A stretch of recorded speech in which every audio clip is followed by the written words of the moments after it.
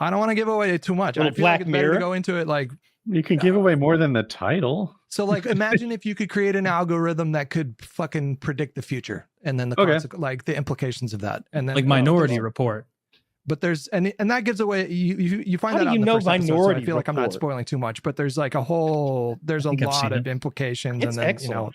there's murder and there's espionage, and it's just really great. I love Tom Cruise. Like I always say this when he comes up, but like you just mentioned Minority Report. It's like, yeah, most actors would be so proud of Minority Report being that crazy huge movie they made. It's like his 12th biggest sci-fi blockbuster hit that's actually good. Just in the sci-fi genre, it's not even the biggest.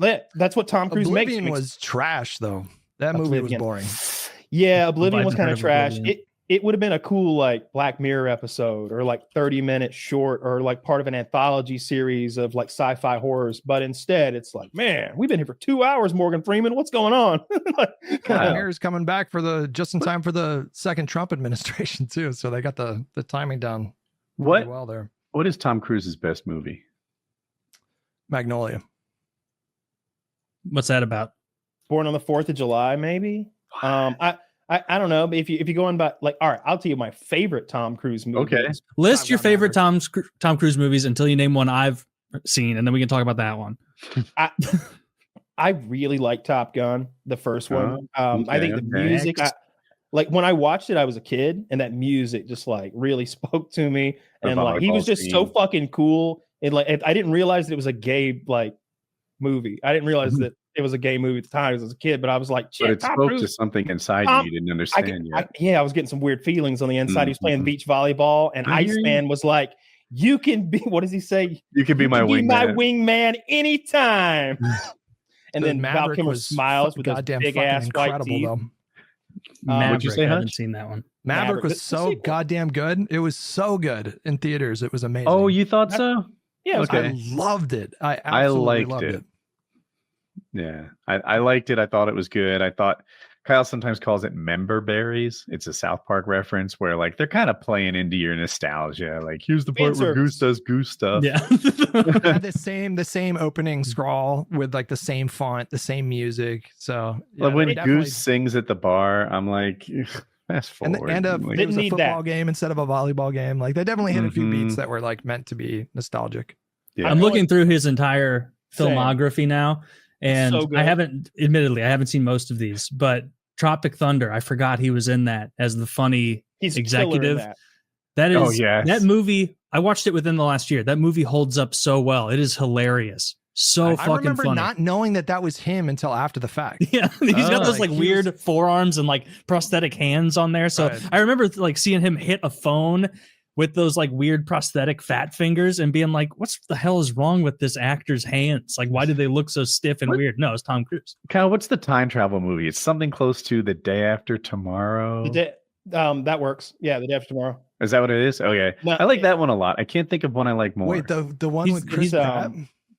No, fuck that one. No, it's the one. That one's it's trash. It's the one with the Terminator. No, this is the Edge of Tomorrow. Edge of Tomorrow with Emily Blunt. Thank you. Yeah. Emily Blunt. That we all love that one. I want a sequel to that. I think they're gonna make it. Emily Blunt's hot as fuck to me. I think she's John Krasinski's wife, maybe. Yeah. And it's that yoga pose that you like, huh? It's the yoga pose when he's like looking for her and all the like bots are moving around. She like looks up with the yoga pose.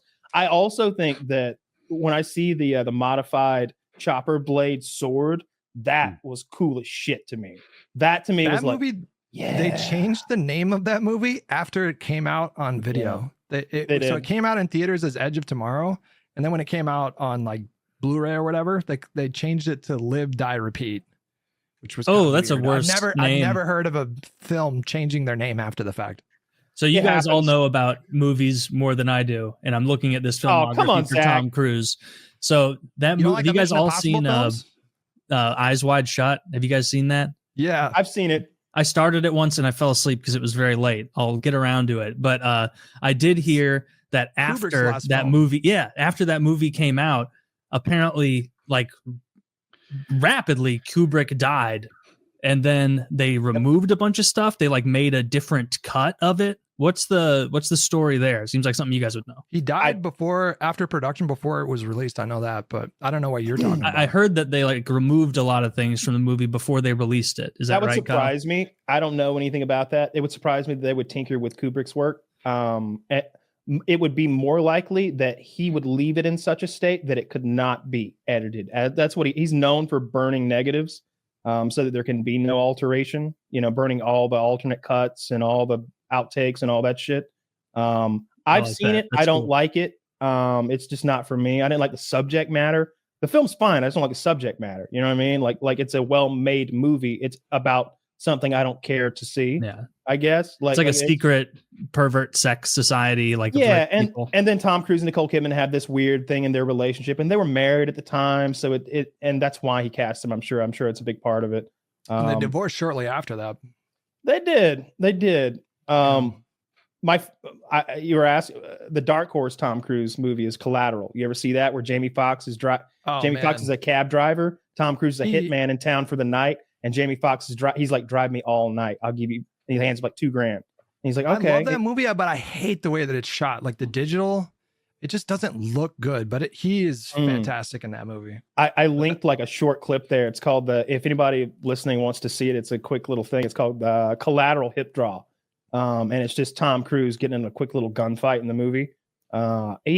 You could tell he trained for that. And I always appreciate that when it looks like they know how to handle a weapon or throw a punch or like sink a choke or whatever. That's Michael Mann. So he's a real stickler for details. Like Michael Mann films, he's known for the Mozambique drill, where you do 2 to the chest and 1 to the head. Or in Heat, when like FBI uses in that film. FBI has uses that scene from Heat to show the fucking tactical reload that Val Kilmer does.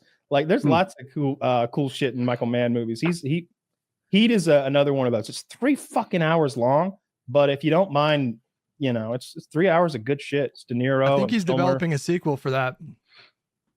I hope De Niro's not in it. De Niro needs to retire. Yeah. Dude, that picture of him where he's wearing like 8-inch platform shoes in The Irishman walking down the street. It's like a candid shot in between takes, is so funny. Like, actually, he's so fucking old. When he attacks that guy outside of the corner bodega or whatever. Yeah. Like he has John McCain arms. He's got John McCain arms. He can't like be active or anything. They should have put his face CGI'd on a different actor. Like, de-age his face and then stick it on an actor who can act. Like it. Look at that. And that's next to Al Pacino. He's playing old men. Like he was really good in Killers of the Flower Moon. But I'm a bit of a what's his name? Stan. Why am I blanking on the director's name right now? Jesus Christ. Scorsese? Yeah, Jesus fucking Christ. I'm getting old, guys. I'm forgetting fucking names like that, like Martin fucking Scorsese. That's okay. You got a lot on your mind. Dude, that happens to great people too. Just saying. Yeah. But I mean, if I come up with a film trivia thing before you do, anyone here, it is a sign something's up. Yeah. Because I don't know any movies or anything. I don't watch it.